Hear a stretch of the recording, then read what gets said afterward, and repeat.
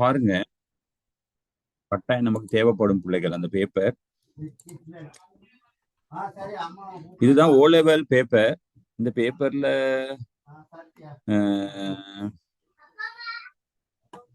இந்த முதலாவது வினாக்கள் இதை விட்டுவோம். இதுகளை கொஞ்சம் பார்ட் 3க்கு போவோம். நாங்க இந்த பார்ட் 2 பேப்பர்ல இந்த முதலாவது வினாவை செய்றீங்களா? சும்மா பிழையா இருந்தா பரவாயில்ல, செய்றீங்களா? மரியம், பவி, ஓகே சார். பாருங்க. இந்த முதல் போன வீக்ல செய்யப்பட்ட ஒரு பேப்பர், ஓ லெவல் பேப்பர். இந்த வினாவை கொஞ்சம் செய்து பாருங்க. உங்களுக்கு செய்து பாருங்க, கொஞ்சம் என்ன மாதிரின்னு பார்ப்போம். செய்துட்டு ஓகேன்னு சொல்லுங்க. செய்ய முடியாத வினாக்களா இருந்தா கொஞ்சம் வைங்க. அப்படியே நான் விளங்கப்படுத்துறேன். வேகமா செய்யுங்க. மூணாவது சார்.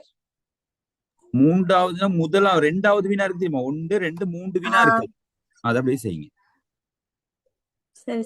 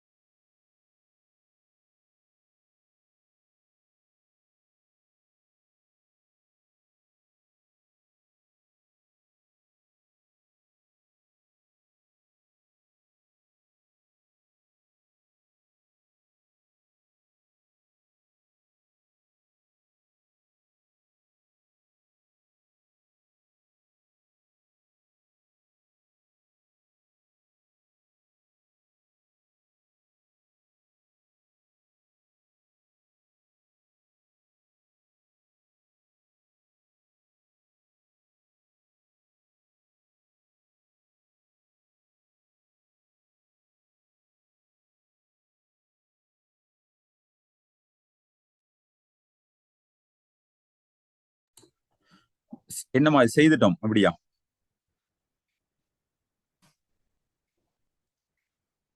பவி செய்துட்டோம். நது, நதா, மரியம்.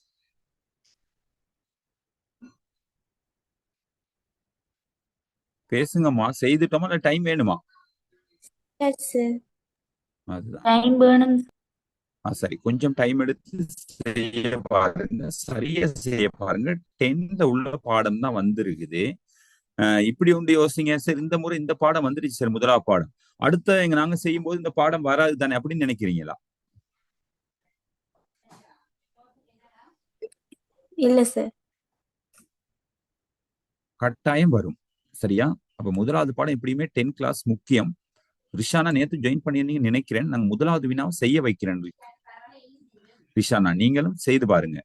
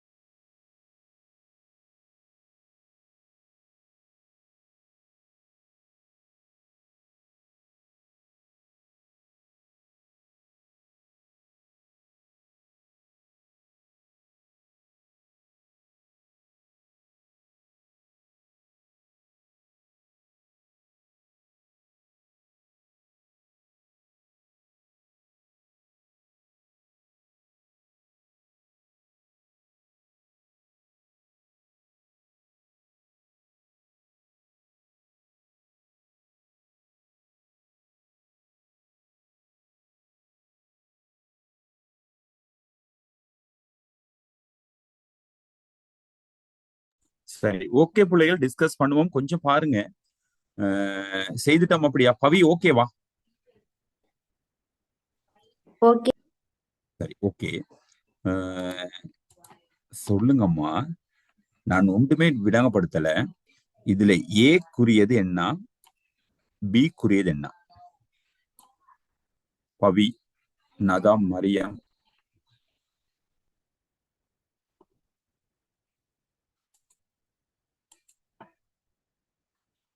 ஏக்குரியது மையம், வீக்குரியது ஓடு. இது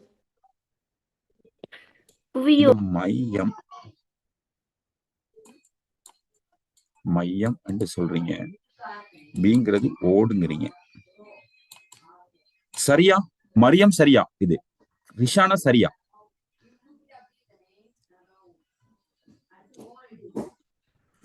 பேசுங்க. பாருங்க, பிக்கு அவங்க சொல்லியிருக்காங்க பயனுள்ள கணியங்களை கொண்டுள்ளது. இது இப்ப இங்க மேல சொல்லிட்டாங்க என்ன அப்படின்னு கேட்டா, புவி அமைப்பின் பிரதான படைகள் அப்படின்னா, படைகள் தெரிந்தானே. உள்ள இருக்கக்கூடிய படைகள் தான் ஏதோ ஒன்று வரப்போகுது. புவியில இருக்கக்கூடிய படைகளை தான் ஏதோ ஒன்று வரப்போகுதுன்னு இங்கே தீர்மானிச்சு கொள்ளணும். இங்கே தீர்மானிச்சு கொள்ள வேண்டும். இந்த படையில நமக்கு தெரியும் 3 பிரதான படைகள் இருக்குது. இந்த 3 படை தெரிஞ்சா பிள்ளைகள் எந்த படை எழுதினா சரியா வர வாய்ப்பு உண்டு. தெரியாட்டு அறவே பார்த்துக்கொள்ளுங்க. பயனுள்ள கணியங்களை கொண்டுள்ளது. பயனுள்ள கணியங்களை கொண்டுள்ளது. இல்ல, ஏ வருவோம். ஏ தான் சொல்லணும். இப்ப புவியின் உட்பாகத்தில் அமைந்துள்ளது. புவியின் உள்ள பாவத்தில் அமைந்துள்ளது. திரவம் திண்ம உலோகங்கள் சேர்க்கையை கொண்டுள்ளது. அப்ப புவியில நீங்க யோசிச்சு பாருங்க பிள்ளைகள். புவியினுடைய உட்பாகத்தில் கொஞ்சம் இருங்க, அதை எடுப்போம். கொஞ்சம் வெயிட் பண்ணுங்க அப்படியே.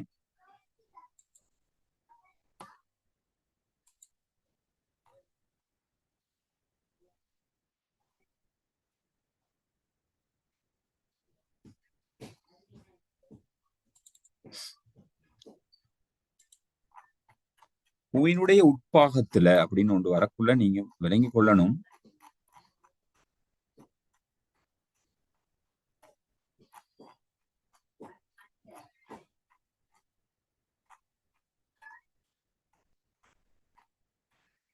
உங்களுக்கு சில நோட்ஸுகள் போட்டு விட்டேன், கிடைச்சதா?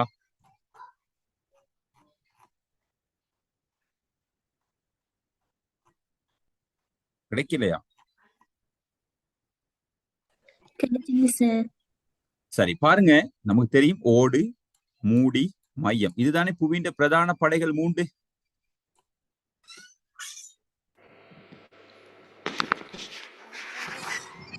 அப்படித்தானே? புவியின் பிரதான படைகள் இதுதான் மூன்று. அப்ப நமக்கு தெரியும் புவியினுடைய பிரதான படைகள் மூன்று அப்படின்னு தெரியும். இந்த பிரதான படை மூன்றுல உங்களுக்கு நல்லா தெரிஞ்சு கொள்ளணும், இந்த மையம் எல்லாத்துலயும் ரெண்டு ரெண்டு ஓடு ரெண்டு வகைப்படும் தெரியும். ஓடு ரெண்டு வகைப்படும், மூடி ரெண்டு வகைப்படும், மையம் ரெண்டு வகைப்படும். இந்த மையத்துல மட்டும் ரெண்டு வித்தியாசமான ஒன்று இருக்குது. என்னன்னா, இந்த வெளி மையம் இருக்கு தெரியுமா? இந்த வெளி மையம் இது திரவத்தால் ஆனது. நான் சொல்லி கொடுத்துருக்கேனா?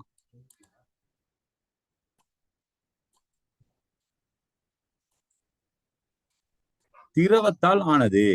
இந்த உள் மையம் திண்மத்தால் ஆனது. தெரியுமா? நான் சொல்லி கொடுத்துருக்கேனா பிள்ளை, இல்லாட்டி உங்களுக்கு தெரியுமா? பேசுங்க.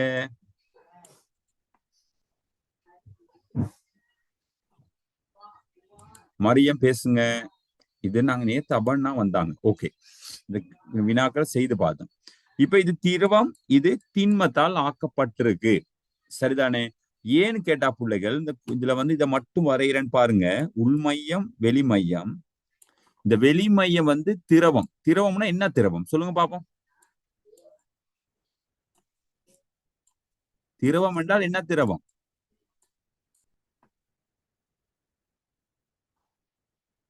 சொல்லுங்களேம்மா. திரவம்னா என்ன திரவம்? மக்மா குழம்பு. என்ன குழம்பு? மக்மா குழம்பு தான் இங்க காணப்படுது. அப்ப அந்த கூற்று அவங்க சரியா சொல்றாங்க, பார்த்துக்கொள்ளுங்க. மையம் என்று சொன்னது சரியான விடைதான். பாருங்க, எக்ஸாம் பேப்பர் போன கிழமை வந்த பேப்பர். அப்ப இதுல புவியின் உட்பாகத்தில் அமைந்துள்ள திரவம் மற்றும் திண்ம உலோகங்கள் சேர்க்கை அப்படின்னாலே இது என்னது?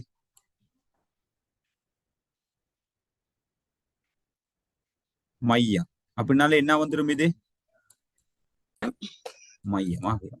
பயனுள்ள கணியங்களை கொண்டுள்ளது. கண்ட பகுதியில் படையின் ஆழம், கண்டத்துலன்னா நிலம் இருக்க பகுதிகளில் இதன் ஆழம் 60 கிலோமீட்டராகவும், சமுத்திர பகுதிகளில், சமுத்திரம்னா கீழே ஆழம், அந்த பகுதியில் 5 கிலோமீட்டர் வரையும் கொண்ட ஒரு படையாக காணப்படும். அப்ப நீங்க யோசிச்சு பாருங்க, கண்டமும் சமுத்திரமும் கொண்ட படை எது? சிஎல் படை, சீமா படைன்னு சொல்லுவோம். அந்த படையின் பேர் என்ன? கண்டமும் சமுத்திரமும். கண்டுபிடிச்சலாமா இல்லையா? கண்டங்களையும் சமுத்திரத்தை கொண்ட படை எது புவியில? சொல்லுங்களே. அப்பண்ணா சொல்லுங்கம்மா. புவியோடு. அப்ப அது என்ன செஞ்சிடும்? ஓடாக மாறும். இது நல்லா விளங்கி கொள்ளுங்க. இந்த முறை பேப்பர்ல எப்படி வருதுன்னு கேட்டா, ஒரு வினா 2 கூற்றை கொடுத்து வினா கேட்கிறாங்க. அப்ப அடுத்த ஒவ்வொரு முறை என்ன வரப்போகுது நீ? ஆனா இதுக்கு முன்னுக்கு வந்த பேப்பர்ல எல்லாம் இப்படி கூற்று கொடுக்கப்பட்டதா? இப்படி ஒரு கூற்று கொடுக்கப்பட்டு கேட்கப்பட்டதா? இல்ல. அப்படித்தானே? இந்த முறை கூற்று கொடுக்கப்பட்டிருக்கு. அப்ப நீங்க கூற்றுக்கள் இனி உங்களுக்கு இனி டேம் எக்ஸாம்ல எல்லாம் கூற்றுக்கள் தான் வரும். இப்படி கூற்றுக்கள் கொடுத்து 2 வினா கேட்க போறாங்க. நல்ல ஞாபகம் வச்சு கொள்ளுங்க. 2வது இது கட்கோளத்தில் காணப்படும் பெரிய புவித்தகடு 3 பெயரிடலாம். புவித்தகடு உங்களுக்கு தெரியுமா பிள்ளைகள்? படிச்சிருக்கீங்களா? பேசுங்களேம்மா யாராவது. படிச்சிருக்கோம் புவித்தகடு. கொஞ்சம் பாருங்க, நான் கொஞ்சம் சொல்லிதாரேன்னு அதை வச்சு கொண்டு நீங்க அடுத்த கிளாஸுகள்ல வந்தால் நீங்க ஞாபகம் வச்சு கொள்ளுங்க. புவித்தகடு கட்கோளமானது ஒன்றோடு ஒன்று தொடர்புடையதாகவும் நகர்ந்து செல்லும் புவித்தகடு பலவற்றை கொண்டுள்ளது. அந்த வகையில் 7 பிரதான தகடுகளும் 12க்கு மேற்பட்ட சிறிய தகடுகளையும் கொண்டது. அப்ப புவியோடுல புவித்தகடு அப்படின்னு புவித்தகடுன்னு சொல்லுவாங்க. இதை கவச தகடுன்னு சொல்லுவாங்க. பிரதான தகடுகள் எத்தனை இருக்கு? 7. உபத்தகடுகள்னு சொல்லுவாங்க 12. இப்புவித்தகடுகள் மூடிப்பகுதியில் செயற்படுகின்றன. மூடியில தான் காணப்படுது. மூடி பகுதியில் தான் செயற்படுகின்றது. மேற்காவுகை ஓட்டம் என்றால் என்னன்னு தெரியுமா பிள்ளைகள்? மேற்காவுகை ஓட்டம்.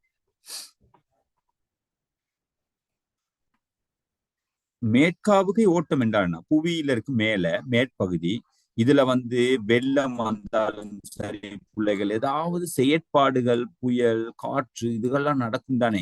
இதுலதான் புவிக்கு மேற்காவுவை ஓட்டம் என்று சொல்லுவாங்க, மேற்காவுக்கு விளைவு என்று சொல்லுவாங்க.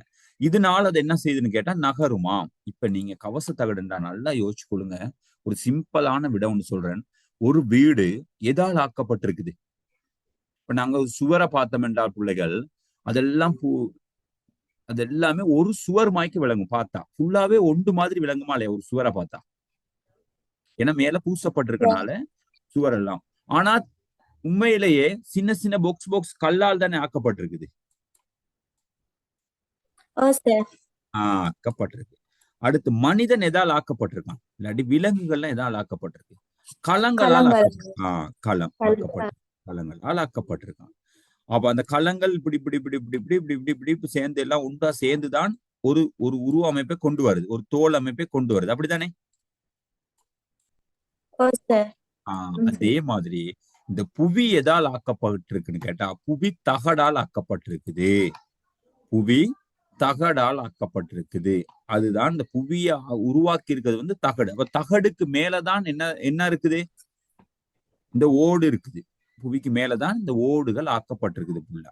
நீங்க ஒலிபோல் பாத்திருக்கீங்களாமா? இப்படி பாருங்க, அந்த ஆறு முகி மாதிரி இப்படி சேர்ந்து இருக்கும், பாத்திருக்கீங்களா? ஓ சார், பிளாக் அண்ட் ஒயிட். இந்த அந்த அதே மாதிரிதான் புவி தகடுகள் இருக்கும். அது எத்தனை தகடுகள் புவியை சுற்றி காணப்படுது கோலமாக? 7 இருக்குது.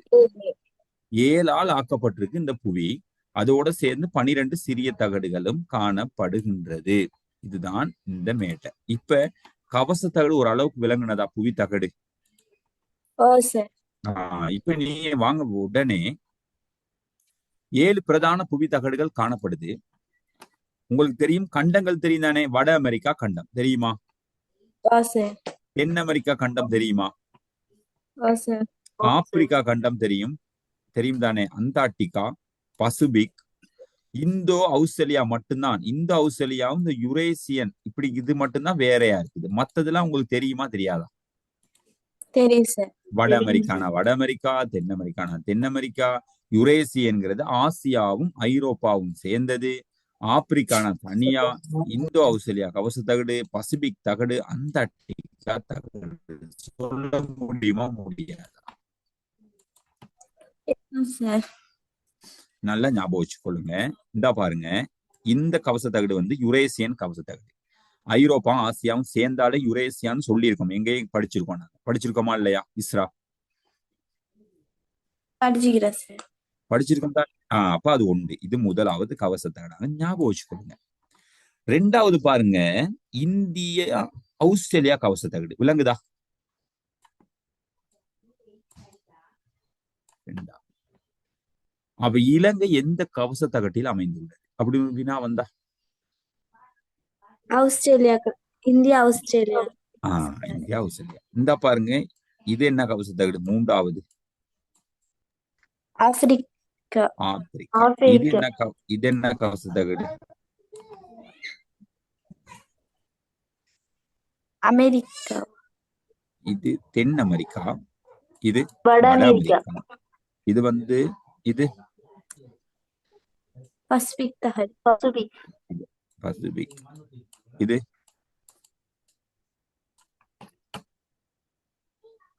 அண்டார்டிகா. இப்ப எக்ஸாம்ல சில நேரம் உங்களுக்கு இந்த முறை இப்படி கேட்டது, இத மார்க் பண்ணி கேட்கலாமா? ஏன்னு போடலாம், இல்ல நம்பர்ஸ் போடலாம். நம்மள போட்டு இதுல கவச தகடுகளுடைய பெயர்களை தருகன்னு கேட்கலாம். கொடுக்க முடியுமா உங்களுக்கு? கொடுக்க முடியும். இப்ப நீங்க பாடமாக்கிட்டீங்களா? மனப்பாடம் செய்து கொண்டீங்களா அந்த 7ஐ? ஞாபகம் இருக்கா? இப்ப வாங்க, இந்த பேப்பருக்கு வாங்க. இப்ப இதுல 2வது கேட்டிருக்காங்க, கட்கோளத்தில் காணப்படும் பெரிய புவித்தகடு 3னை தரவும். உங்களுக்கு எத்தனை தெரியும்? இப்ப 7. சொல்லுங்க பாப்போம். 7ஐயும் சொல்லுங்க பாப்போம். சொல்லுங்க. வட அமெரிக்கா தகடு, தென் அமெரிக்கா தகடு, யுரேசியா தகடு, எல்லாரும் இந்தியா சொல்லுங்க. தகடு, ஆப்பிரிக்கன் தகடு, அண்டார்டிகன் தகடு, பசிபிக்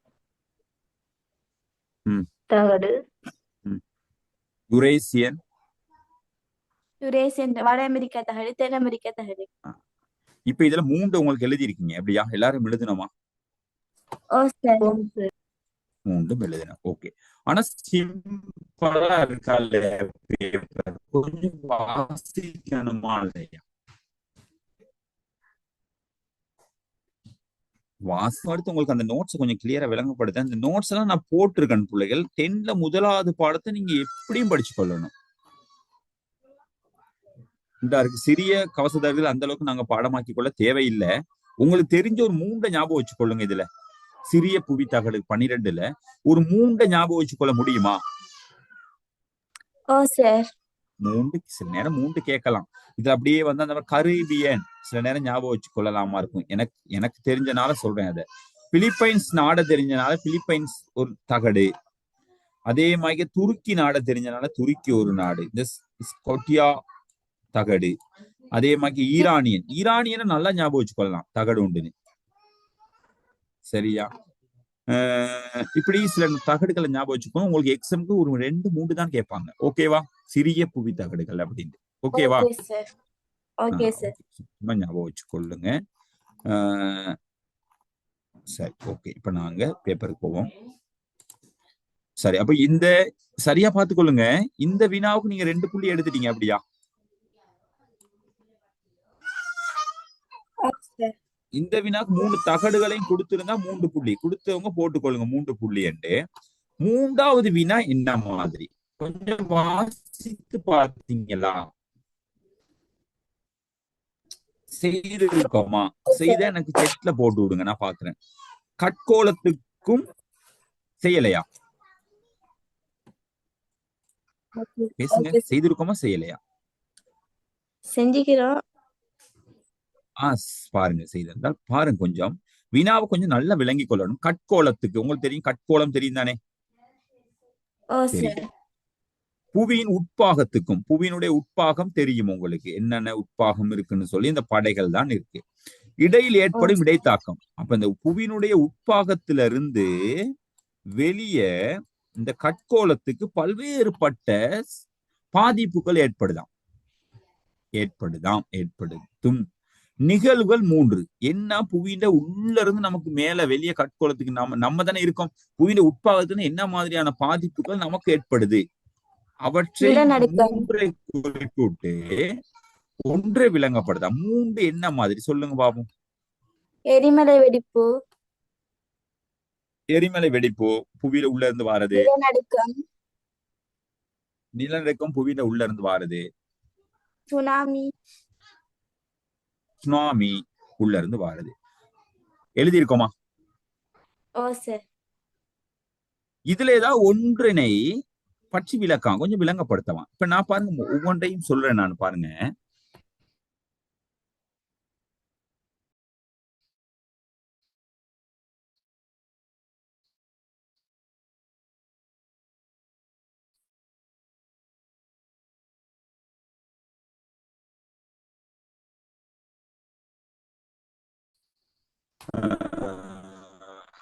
எரிமலை என்ன செய்ய போகுது?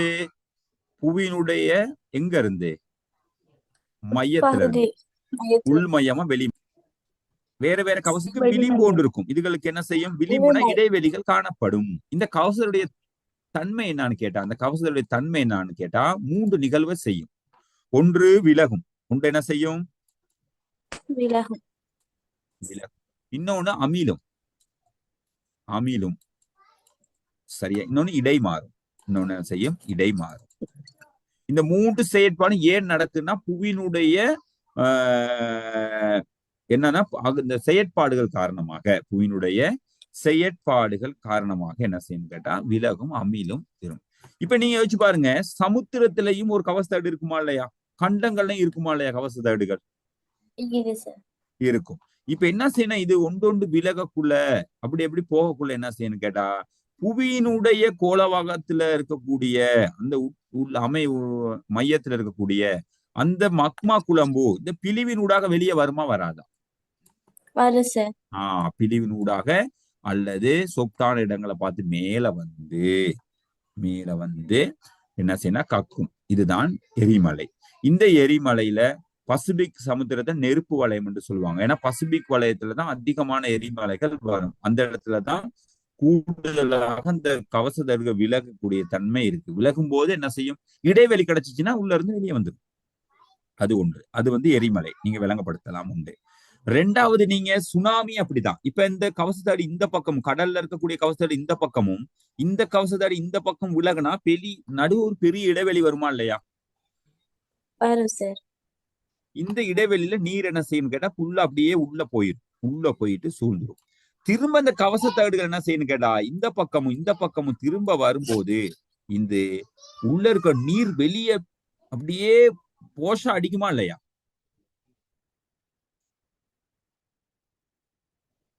போஷா அடிக்கும் தானே. இப்படி அடிக்கும் போது பெரிய அலைகள் தோற்றுவிக்கும். அந்த பெரிய அலைகளுக்கு பெயர் என்ன? ஆழிப்பேரலைன்னு சொல்லுவாங்க. அதுக்கு சுனாமி என்று சொல்லுவாங்க. இது சுனாமி வந்து பல்வேறு பிரச்சனையை ஏற்படுத்தும். 2004 இலங்கையிலையும் வந்தது. இப்படியே நோட் போட்டு அதை விளங்கப்படுத்தலாம்.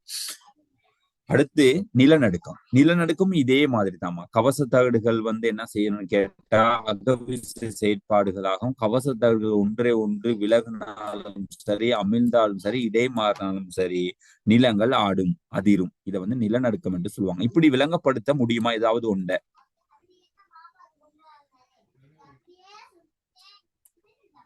ஏதாவது ஒரு செயற்பாடை நிகழ்வை விளங்கப்படுத்திக் கொள்ள முடியுமா?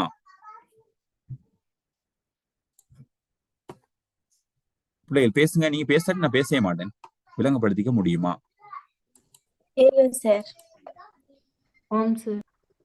ஏழு. ஓகே. இப்படி ஒரு முதலாவது வினா ஓலவலுக்கு இந்த முறை வந்திருக்கு பிள்ளைகள். சோ நீங்க இந்த முதலாவது பாடத்தை படிச்சு வச்சுக்கொள்ளுங்க. வேற அமைப்புல வரலாம். இந்த முறை இதுல என்ன வல்லன்னு கேட்டா உங்களுடைய புவியினுடைய மேல இருக்கக்கூடிய என்னது இடைமண்டலம், மாறன் மண்டலம், வெப்ப மண்டலம், இந்த பகுதி இந்த இடத்துக்கு வரல. சில நேரம் அடுத்த முறை என்ன செய்யலாம், அந்த பகுதி வர சான்ஸ் இருக்கு. அந்த பகுதி வர சான்ஸ் இருக்கு. இதே மாதிரி வினாவா இருக்கும். ஏ பத்தி மாறன் மண்டலத்தை சொல்லியிருக்கலாம், பத்தி வெப்ப மண்டலத்தை சொல்லி இருக்கலாம், சொல்லி கேட்கலாம். கட்கோளம், உயிர்கோளம், வலிக்குமா சொல்லி வைக்கிறேன். சில நேரம் என்ன செய்யலாம்னு கேட்டா வர சான்ஸ் உண்டு. அதுக்கு கீழே என்ன செய்யலாம், கட்கோளம் பல்வேறுபட்ட மானிட செயற்பாடுகளால் பாதிக்கப்பட்டிருக்கு. அந்த மானிட செயற்பாடுகளை கேட்கலாம். இல்லாட்டி சூழல், அதாவது வலி மாசடைகிறதுக்கான தீர்வுகளை கண்டு விளங்கப்படுத்த சொல்லலாம். அந்த கடைசியான வினாவை சரியா மைண்ட்ல வச்சுக்கொண்டு, எப்படியுமே 10 பாடம் தானே, அதை மாத்த இயலுமா? முதலாவது பாடம் எப்படியுமே 10 பாடத்துல உங்களுக்கு வரதான் போகுது. அப்ப இந்த பகுதி வந்திருக்கனால ஓடி மூடி மையம் அந்த சம்பந்தமான வினாக்கள் வந்திருக்கனால நீங்க இந்த உயிர்கோளம் இதுகளை பத்தி நீங்க நீரியல் வட்டம், இந்த பகுதி நீர் மாசடைகிற வழிமுறைகள், இதுகளை சம்பந்தமான ஆவியாக்கம், ஆவி உயிர்ப்பு நான் போன கிளாஸ் சொல்லி கொடுத்தேன். நீர்கோளம் இதுகளை பத்தி நீங்க வழி மாசடையும் வழிமுறைகள், நன்மைகள், வெப்பம், இது இடைமண்டலம், இந்த வினாக்களுக்கு படைமண்டலம், மாறன் மண்டலம், இந்த வினாவுக்கு நீங்க தயாராக இருக்கணும். ஓகேவா? சொல்லிட்டேன். இதுகளை நீங்க கொஞ்சம் நல்லா படிச்சு வச்சுக்கொண்டால் உங்களுக்கு இது பல்வேறுபட்ட வகையில உதவுறதுக்கு வாய்ப்பு உண்டு. சரி, ஓகே. அந்த வினா சரி. ரெண்டாவது வினாவை பாருங்க. எந்த பாடம் எங்க? பெருந்தோட்ட விவசாயத்தின் விசேடமான அம்சங்கள் 2 குறிப்பிடுக. இலங்கையில் பிரதான பயிர்கள் தற்போது எதிர்நோக்கும் 3 பிரச்சனைகளை கீழே. இலங்கையில் பிரதான பயிர்கள் தற்போது எதிர்நோக்கும் 3 பிரச்சனைகளை ஏபிசி ஆகிய குறிப்பிடப்படும். இந்த ஒவ்வொரு பிரச்சனைகளுக்கும் மோசமாக பாதிக்கப்பட்ட பிரதான பயிர் எதுவென சொல்லலாம். நிலம் துண்டாடப்பட்டு விற்பனை செய்யறதுக்கு எந்த பயிர் காரணம்? எந்த பயிர் இல்லாமல் போகுது? நிலம் மீட்பு மற்றும் பிற நோக்கங்களுக்கு நிலத்தினை பயன்படுத்துறது. சர்வதேச சந்தைக்கு தரம் குறைந்த உற்பத்திகளை அறிமுகப்படுத்துறது. இப்படி ஒரு வினா. அப்ப இது வந்து என்ன, விவசாயம் வந்திருக்கா இல்லையா?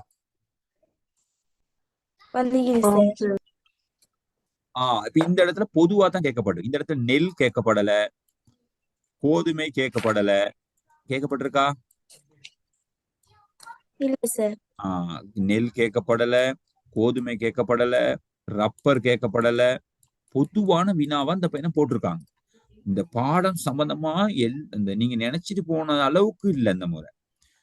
பிள்ளைகள் ஏதாவது இப்ப போன முறை நெல் வந்துச்சு, இந்த முறை கோதுமை வரும், அப்படித்தானே படிச்சுட்டு போயிருப்பாங்க. ம். அப்படி படிச்சுட்டு போயிருப்பாங்க. ஆனா இந்த முறை என்ன செஞ்சப்பட்ட விவசாயத்துல புல் வினாவா கேட்கப்பட்டிருக்கு. அப்ப அடுத்த முறை நீங்க எப்படி யோசிக்கணும்? நெல் படிச்சு வச்சுக்கொள்ளுங்க, கோதுமை பிரச்சனைகள் இதெல்லாம் படிச்சு வச்சுக்கொள்ளணும்.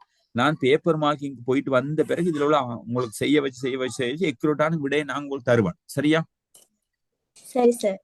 நீங்க 13ஆம் தேதி ஆரம்பிக்கும்னு நினைக்கிறேன். அப்ப நான் போய் உங்களுக்கு தருவேன். இலங்கை பொருளாதார விவசாயத்தில் முக்கியத்துவம் கொண்டிருப்பதற்கான காரணங்கள், இலங்கையின் பொருளாதார அபிவிருத்தி, விவசாயம் முக்கியத்துவம் கொண்டிருப்பதற்கான 3 காரணங்கள், இதெல்லாம் நாங்க கொஞ்சம் பார்ப்போம். அதே மாதிரி பேப்பரை பார்த்துக்கொள்ளுங்க. அடுத்த வினா சிம்பிளா ஒரு வினான்னு கேட்டிருக்காங்க. நீங்க இந்த 4வது வினா எனக்கு செய்து காட்ட தான் வேணும்னு நினைக்கிறேன். இது நாங்க 9லயே படிச்சோம். இஸ்ரா உங்களுக்கு ஞாபகம் இருக்கான்னு தெரியல. 9 என்னோட கிளாஸ்க்கு வந்தவங்களுக்கு கொஞ்சம் தெரியுமா இருக்கும். 23 வடக்கு அகலக்கோடு, 23 தெற்கு அகலக்கோடு, பி 23 வடக்கு அகலக்கோடு மற்றும் 66 வடக்கு அகலக்கோடு. ஏபி ஒழுங்கு தரப்பட்டுள்ள ஒவ்வொரு கோடுகள் வளையங்களுக்கு இடையிலான பரம்பி காணப்படும் பிரதான காலநிலை வளையம். உங்களுக்கு உலகத்துல காணப்படக்கூடிய 3 பிரதான காலநிலை வளையம் தெரியும் தானே? அப்ப ஏக்கும் பிக்கும் என்னன்னு போடணும்.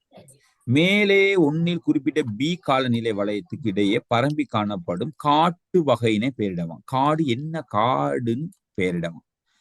வகையினை குறிப்பிடுகள் மட்டும்தான் சொல்லியிருக்கு. இக்காடுகள் இரண்டின் விசேடமான அம்சம். அப்ப உங்களுக்கு தெரியும், நாங்க வசிக்கக்கூடிய காட்டுக்கு பெயர் என்னவோ அந்த காடை போட்டு அதுல 2 விசேடமான அம்சங்களை சொல்லலாம். காடுகள் அழிக்கப்படுவதனால் பூகோள காலநிலை மாற்றத்தில் எவ்வாறான விளைவுகள் ஏற்படும் என எடுத்து காட்டுக. 3 காரணம். இந்த வினா ரொம்ப சிம்பிளா இருக்கு பிள்ளைங்க. உங்களுக்கு வந்திருக்க கூடாதான்னு நீங்க நினைக்கிற மாதிரி இருக்கா, இல்லாட்டி இது கஷ்டம் மாதிரி நினைக்கிறீங்களா? விளக்குற வினா கொஞ்சம் கஷ்டம் சார். விளக்குற வினா. காடுகள் அழிக்கப்படுவதனால் உங்களுக்கு ஒட்டோவா தெரியும். காடுகள் அழிக்கப்படுறதுனால என்ன விளைவு தெரியுமா தெரியாதா? தெரியும் சார். வினாவை சிம்பிளா எடுத்துக்கணும். காடுகள் அழிக்கப்படுவதுனா பூகோளத்துல காலநிலை மாற்றத்தினால் எவ்வாறு விளைவுகள் ஏற்படுவதென. இப்ப இங்க இந்த பூகோள காலநிலை அப்படியே வெட்டி புட்டா, இப்ப சொல்லுங்க பாப்போம். காடுகள் அழிக்கப்படுவதனால் விளைவுகள் ஏற்படுவது என்பதனை எடுத்துக்காட்டுக. சரியா? 3 காரணிகளை குறிப்பிட்டு அவற்றின் ஒன்றினை விளக்கலாம். சரி, 3 காரணம். காடுகள் அழிக்கப்பட ஏற்படக்கூடிய பிரச்சனைகள் 3 எழுத தெரியாதா உங்களுக்கு? தெரியும் சார். அதுதான்ப்பா காலநிலை மாற்றத்தை ஏற்படுத்தும். நீங்க எழுதி பாருங்க, புவி வெப்பமடையும்னு போடுவீங்க. இப்ப அது காலநிலையோட சம்பந்தப்படுமா இல்லையா? சம்பந்தப்படும் சார். மழையே கிடைக்காதுன்னு எழுதினாலும் காலநிலையை சம்மந்தப்படும் தானே. அப்ப இந்த விஷயத்தை நீங்க பெருசா யோசிக்க தேவையில்ல. இந்த 3 வினாவும் எனக்கு எப்படி ஒரு அளவுல செய்து காட்டுங்க பார்ப்போம். பாப்போம் என்ன மாதிரி. நான் 10 வச்சுதான் சொல்றேன். நானு 10, 11 வச்சுதான். 11 பாடம் நாங்க ஒன்றுதான் படிச்சிருக்கோம். அதனால நான் உங்களை ஒன்றும் சொல்லல. நானு அந்த பாடம் சம்பந்தமான ஒரு 2 வினாவும் இருக்குது. அதை பார்ப்போம். பிறகு நாங்க 1வது பாடத்தை நீங்க இப்ப எனக்கு செய்து தர வேண்டியது இந்த 4வது பாடம். இஸ்ரா பேப்பர் கையில எடுத்து பார்த்தவங்க இருக்கீங்களா? பாப்போமே எந்த அளவுக்கு ஆர்வம் இருக்குன்னு எங்கட பிள்ளைகளுக்கு. சரி, நான் சும்மா பேப்பர் வாங்கியிருக்கேன் சார், பார்த்தேன் சார் அப்படிங்கிறவங்க ஒரு ஆள் பார்க்கவே இல்லை அப்படின்னு சொன்னாலும் இருக்குது. மத்தவங்க யாராவது சார் நான் பேப்பர் எடுத்தேன் சார், பார்த்தேன் சார் அப்படிங்கிறவங்க யாரும் இல்லையா? கேட்டீங்க சார் ஒரு ஆத்தாட்ட. அவங்க எடுக்கிறீங்க அந்த பாடம் சொன்னா வேற யாரையும் தெரியும். Okay, very good. மத்தவங்க எப்படி? பேப்பர்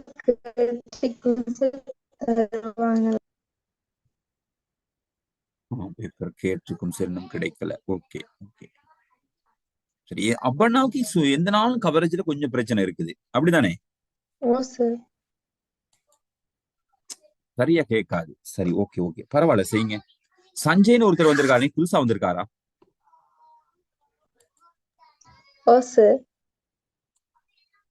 சரி, ஓகே ஓகே.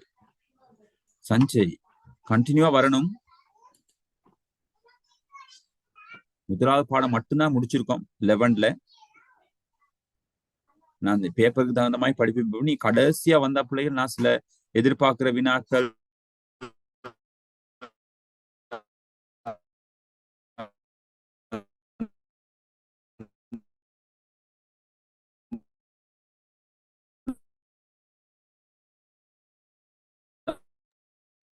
சார் நீங்க பேசுறது ஸ்ட்ரெக் ஆகுது சார்.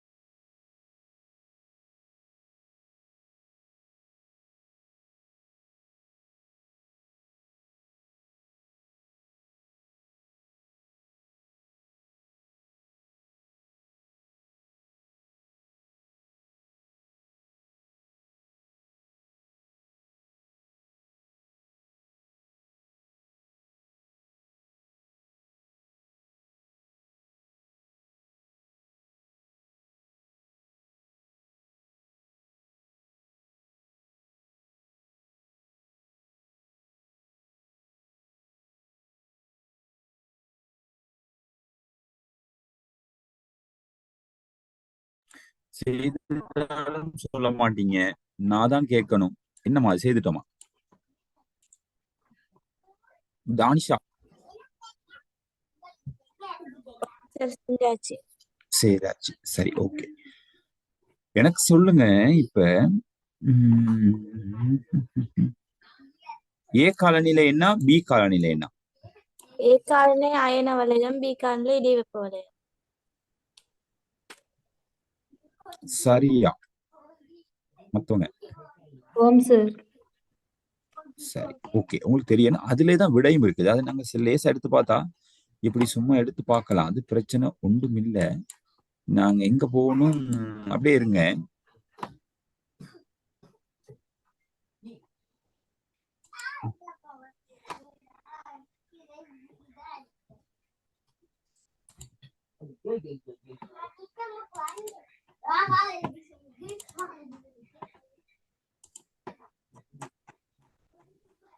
கொஞ்சம் இப்படி இருங்க.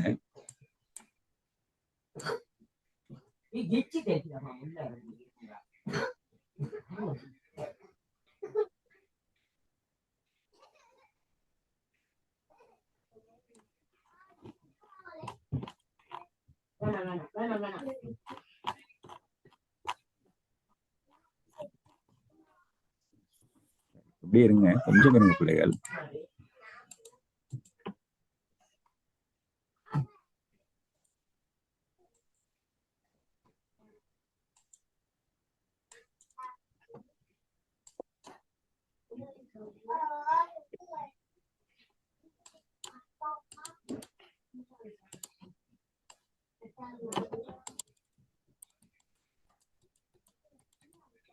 இந்த பாருங்க, இந்த அகலக்கோடை வச்சுதான் பிள்ளைகள் அந்த காலநிலை பிரிப்பாங்க.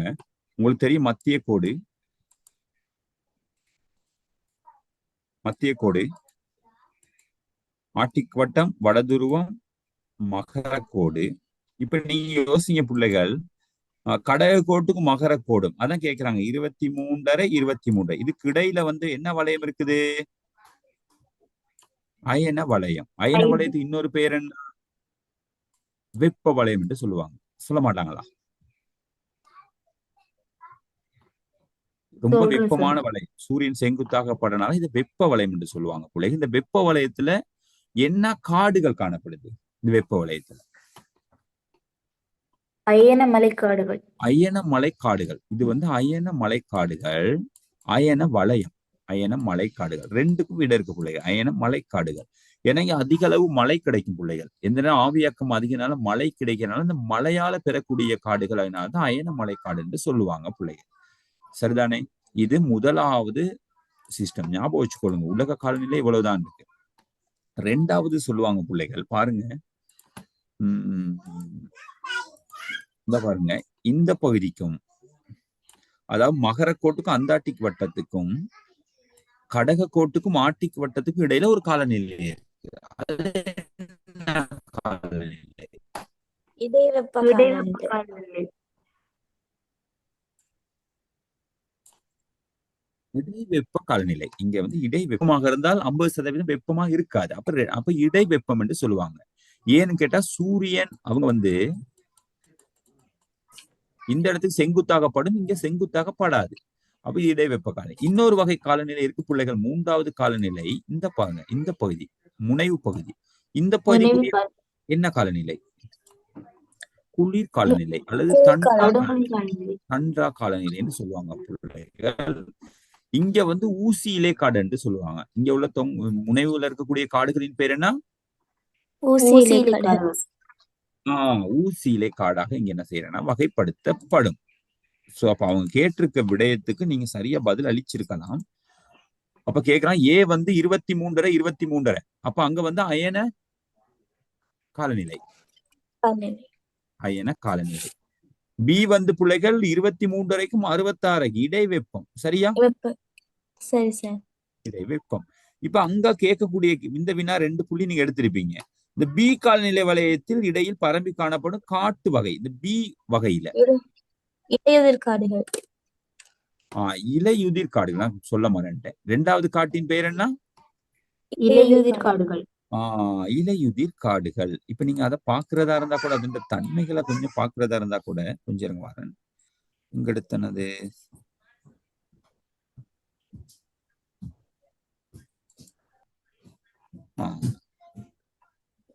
சரி, கொஞ்சம் இருங்க. அப்படியே வாங்க. இந்த பாருங்க அயன வலயம் என்று சொல்றது அயன மழை காலநிலை. இது உபப்பிரிவுகள் அவங்களுக்கு தேவையில்லை. இடைவெப்ப காலநிலை இருந்து இளம் சூடான இடைவெப்ப காலநிலைன்னு சொல்லுவாங்க, அது தேவையில்லை. அது குளிர் காலநிலை முனைவு. இதுல நாங்க பார்க்கணும் 3 வகையான காலநிலை. சும்மா கொஞ்சம் பார்த்துட்டு போன அயன வலயம் பிள்ளைகள். அயன வலயம் சரி, இடைவெப்ப வலயம் குளிர். இங்க என்னென்ன பிரதேசம் காணப்படுதுன்னு கேட்டிருக்காங்க. இப்படியே நாங்க போனோம்னா அயன வலயத்துல பாருங்க, நல்லா பார்த்துக்கொள்ளுங்க. அயன வலயம் சூடா இருக்கும். ஆண்டு முழுவதும் மிக உயர்வான வெப்பநிலை 18 இதனால் வலயத்தை வெப்ப காலநிலைன்னு சொல்லுவாங்க.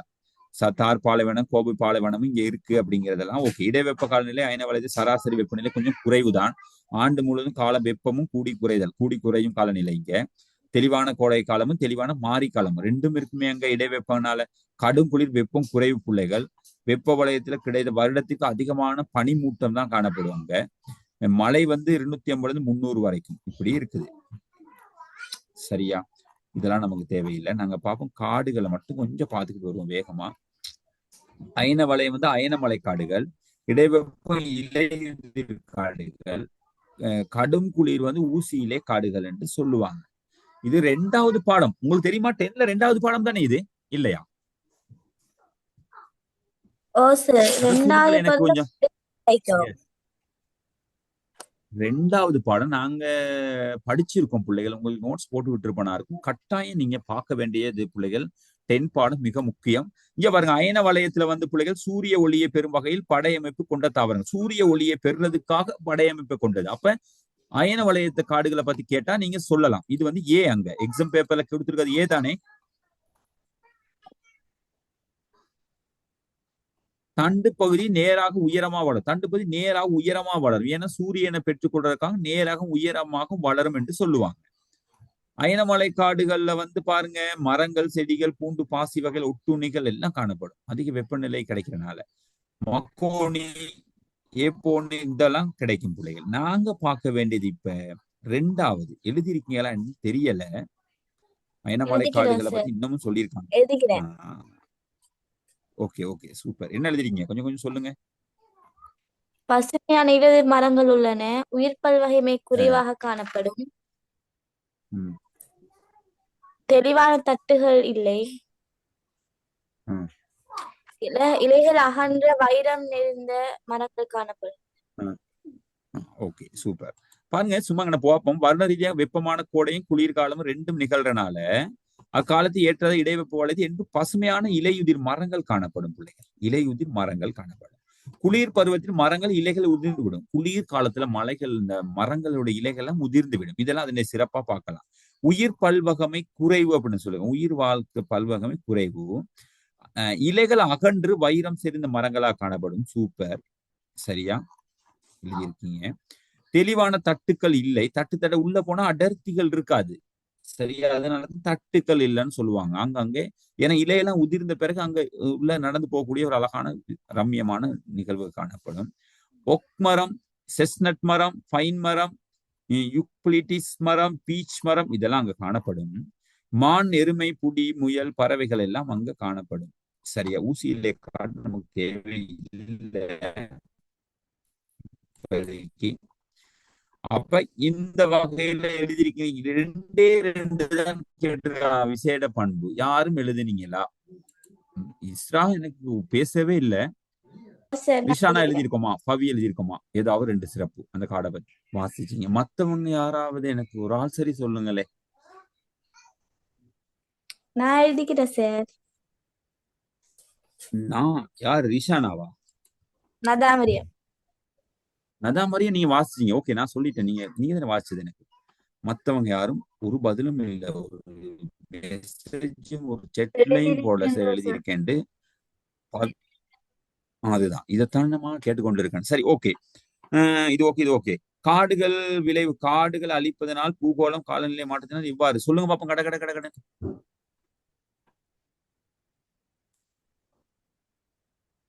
வெப்பம் அதிகரிக்கும். ஏன் வெப்பம் அதிகரிக்கும்? அழகா சொல்லணும். அதான் ஏன் வெப்பம் அதிகரிக்கும்? காடுகள் அழிச்சா ஆவியீர்ப்பு போகாதால சூடு கூடி வெப்பம் அதிகரிக்கும்.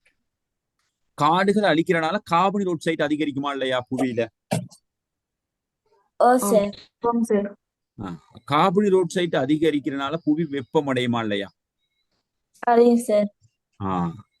இதுதான் மெயின் ஒன்று. இப்படி விளைவுகள் எழுதலாம். அப்ப அதிகரிக்கிறனால என்ன வெப்பம் அதிகரிக்கலாம், அந்த விளைவை நல்லா எழுதலாம், இன்னும் எழுதலாம். புனை பகுதிகளில் பனிக்கட்டிகளா உருக போகுது, கடல் மட்டம் கூட போகுது, நிலமட்டம் குறைய போகுது, காடுகள்ல வாழக்கூடிய உயிரினங்களை இதே விளங்கப்படுத்தலாம். நீங்க ஒன்றை விளங்கப்படுத்த அவர் ஒன்றினத்தானே சுருக்கமா எழுத சொல்லியிருக்காங்க, நீங்க அதை சுருக்கமா விளங்கப்படுத்தலாம். ரெண்டாவது விளைவு என்ன எழுதிருக்கீங்க? காடுகள் அழிக்கிறனால மழைகள் குறைவாக கிடைக்கும். குறைவடையும்.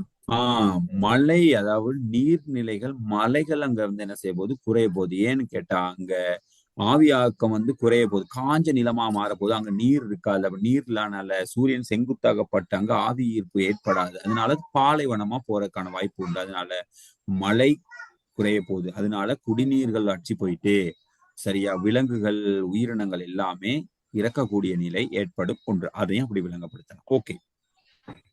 இன்னொன்று வறட்சி ஏற்படும். வறட்சி நிலவும். வறட்சி அதோட சேர்த்தும் எழுதலாம். வேற யாராவது எழுதிருக்கீங்களா ஏதாவது? நாங்க இதே மாதிரியான ஏற்கனவே நாங்க பாஸ் பேப்பர் வினா செய்திருக்கோமா இல்லையா? 2019, 18, 20 இந்த மாதிரி வினாக்கள் நாங்க மீட் பண்ணிருக்கோமா இல்லையா?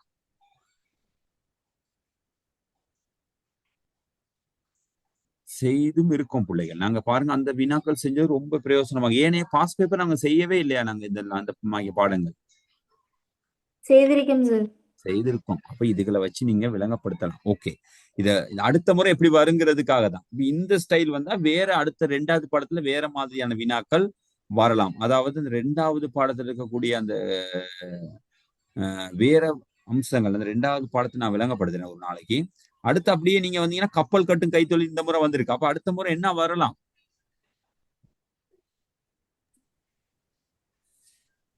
இருபுறு கைத்தொழில், ஏனி இருமுருக்கு கைத்தொழில், அது விமானம் கட்டும் கைத்தொழில், அந்த மாதிரியான கைத்தொழில்கள் என்ன செய்யலாம் கேட்டா உற்பத்தி கைத்தொழில வரலாம். எலக்ட்ரானிக் சரி, எலக்ட்ரனியல் கைத்தொழில் இந்த மாதிரி ஒன்று என்ன செய்யலாம் வரலாம். பிள்ளைகள் ஞாபகம் வச்சுக்கொள்ளுங்க. சரியா? பெட்ரோலியம் வந்திருக்கு, அபிவிருத்தி வந்திருக்குது. எந்த பாடம் எங்க இருக்கு? அந்த பாடம் அபிவிருத்தி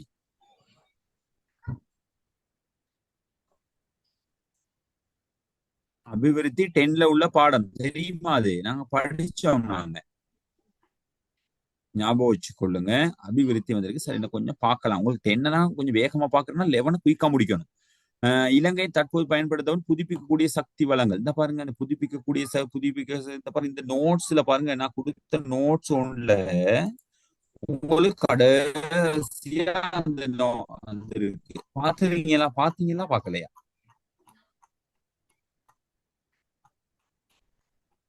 பாக்கலையா? பேசுங்களேன். பார்த்திருக்கோம் சார். பாருங்க, கடைசியா இருக்கு. அதை கொஞ்சம் படிச்சு கொள்ளுங்க. புதுப்பிக்கக்கூடியது இது வந்து 11ஓட சம்பந்தப்பட்ட 1வது பாடத்தோட சம்பந்தப்பட்டதுதான். இயற்கை வளங்களை வந்து பல வகையில பிரிச்சாங்க தானே? இதுல இல்ல 10ல இருக்கு. 11ல உள்ள 1வது பாடம் நோட்ஸ் நான் போட்டு விட்டுருக்கேன் தானே பிள்ளைகள்? ஓம் சார். அது புதுப்பிக்கக்கூடிய வளங்கள் இந்த மாதிரி வந்திருக்குது. சரியா? 8வது வினா வந்து பாருங்க, இலங்கையில அதிக எண்ணிக்கையான சுற்றுலா பாடம் வந்திருக்கு பிள்ளைகள். நீங்க 11ல எத்தனை பாடம் வந்திருக்கு? மொத்தமாக 2 பாடம் தான் வந்திருக்குது. அப்படித்தானே? 2 பாடம் தானே வந்திருக்கு. மீதி எல்லாமே பாருங்கம்மா, நாங்க 10 படிச்சாலே ஓலவல்ல வினாவை சாய்ஸ் பண்ணிக்கலாம். பண்ண இயலுமா இயலாது? பண்ணிக்கலாம் பிள்ளைகள். சோ நாங்க அடுத்தடுத்த கிளாஸ்களை இன்னும் கொஞ்சம் 10 கவனம் செலுத்துவோம். அடுத்த கிளாஸ்ல நான் 11ல 2வது பாடத்தை நான் ஆரம்பிப்பதோடு 11ல ஒரு பாடமும் 10ல ஒரு பாடமும், கொஞ்சம் 10ல ஒரு பாடத்தை ரிவிஷன் செய்வோம், 11ல ஒரு பாடத்தை படிப்போம். ஓகேவா? Okay sir. ஓகே. அப்ப நம்ம முடிப்போம். கொஞ்சம் உங்களுக்கு ஓலெவல் பேப்பர்ல ஒரு ஐடியா இருக்கு, கொஞ்சம் செய்யக்கூடிய ஐடியா இருக்கு பிள்ளைகள். சந்தோஷம். இதை நல்லா மாற்றிக்கொள்ளணும். எடுக்கணும். கட்டாயம் என்கிட்ட படிச்சவங்க எடுத்திருக்காங்க. கூடுதலா வந்திருக்கு பிள்ளைகள். சோ நீங்களும் எடுத்துக்கொள்ளணும்னு நினைக்கிறேன். சோ நாங்க நெக்ஸ்ட் கிளாஸ் சந்திப்போம் பிள்ளைகள். Okay, bye, good night, God bless you, take care. Thank you sir. Thank you sir. Okay, bye bye, good night.